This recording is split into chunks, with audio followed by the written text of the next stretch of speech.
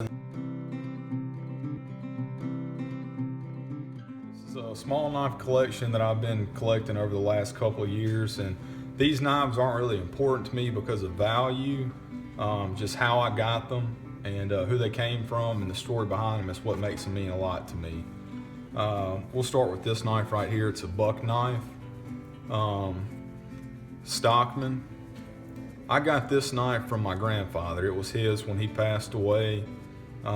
When I got it, it was his everyday carry knife. It's been through a lot, and I cleaned it up really nice, or as nice as I could, and it looks like it looks like it's seen some use. This knife is a knockoff of the Case Texas Lockhorn knife. It's actually made by Parker.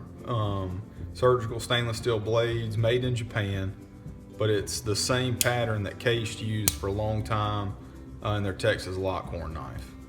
It's a nice hardy knife. This knife actually belonged to my father, and he passed it down to me a few years ago. It's one of the ones I hold dear because it's one of the ones I used when I was a kid in the garage trying to cut something up. This is a Barlow made by Schrade. It was actually given to me by a friend that lives down in Baton Rouge. Imperial stainless steel blades. This isn't a very expensive knife, but I like the Barlow pattern. He saw this in a store, called me and said, "I'm going to pick this up for you," and it's one of the ones I keep.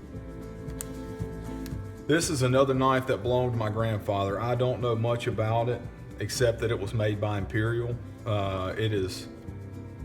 It's in a state of disrepair to where you couldn't use this knife for anything if you wanted to. It's been sharpened so much it's barely got a blade on it, but I can only imagine the stuff my grandfather put this through.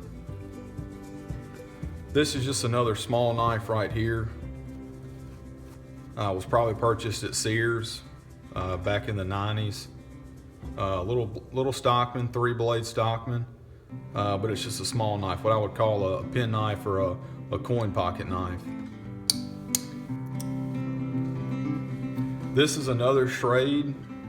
I think it dates back to the 70s, and I actually picked this knife up in Vicksburg when my wife and I went for our anniversary.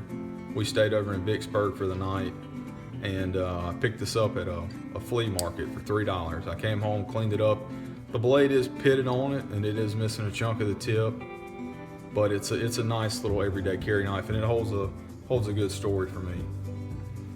This is another knife that I got from my grandfather. It does have a bell on the end. You possibly could have kept it on a pocket watch chain. Stainless steel blades. Good snap. It's very hard to get this little pin blade out of there, but it's just a nice shiny knife. I would assume kind of for your dress back in the day, clipped your pocket watch. This knife came from a customer of mine. I was doing a landscape job for him, and he actually told me that he had one that's made by Utica, and he gave this to me. It's starting to shrink. The celluloid handle is starting to get kind of cracks in it. No cracks on the pins yet, which is good, but this knife does have a nice half stop, where if you come up, it stops halfway, and you're going back down, it stops.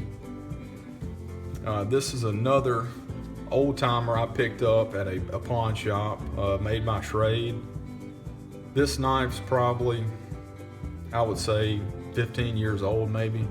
It's not a great knife. You can tell it's been used a lot, and the blade is severely pitted and discolored, but it's still a nice pocket knife. One of the last knives that my grandfather gave me is this little gentleman's knife, little 2-blade knife made by Imperial. Same celluloid handle as one I showed you previously, with the Crown logo inset in it. I don't know the year of this knife, but it's just a nice little knife, and you can tell with every one I got from my grandfather, they were very used. They definitely seen some life. This knife, I can't tell you the story on it. It's just a small little knife, USA stamped on the tang. I don't know if this came on there when it was purchased, but just a nice little knife if you need to open something up small. But like I said, a lot of these that were given to me by people that mean a lot to me, or I picked up in a special place. They're not expensive, but they hold a lot to me in my heart.